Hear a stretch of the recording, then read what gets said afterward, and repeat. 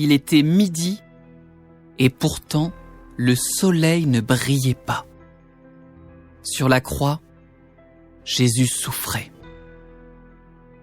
Non seulement il souffrait physiquement, mais il souffrait aussi dans son esprit. La Bible dit que Dieu le Père a fait retomber sur lui les péchés de nous tous. Du coup, Jésus ne ressentait plus la proximité et la présence de son Père. Dans son angoisse, il a crié d'une voix forte. « Mon Dieu! Mon Dieu! Pourquoi m'as-tu abandonné ?» Après 3 heures, Jésus a poussé un grand cri en disant « Tout est accompli !» Et il est mort. Au même instant, quelque chose de très surprenant s'est passé à Jérusalem.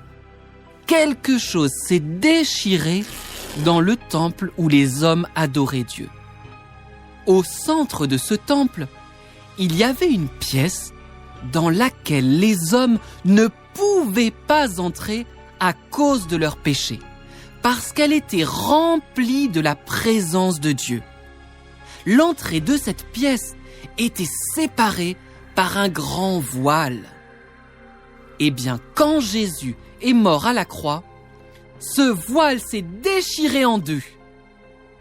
De cette façon, Dieu le Père montrait que son Fils Jésus est le chemin qui nous donne accès à sa présence glorieuse. À ce moment-là, la terre a tremblé et des morts sont revenus à la vie. Un soldat romain qui avait tout observé s'est étonné en disant « C'est certain, cet homme était juste et il était même le Fils de Dieu. » Ce soir-là, quelques amis de Jésus se sont rendus chez Pilate pour demander son corps. Pilate a demandé aux soldats romains « Jésus est déjà décédé. Vous en êtes sûr ?»« Oui, on l'a même percé avec une lance pour le vérifier, » a répondu le soldat.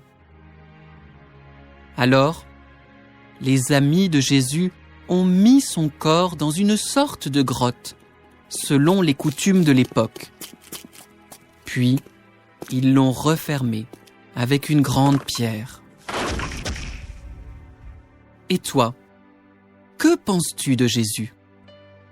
Vas-tu le rejeter, comme beaucoup de gens qui ont assisté à sa crucifixion ? Ou est-ce que tu diras, comme le soldat romain, « Je suis sûr que Jésus était innocent, et même qu'il est le Fils de Dieu » ?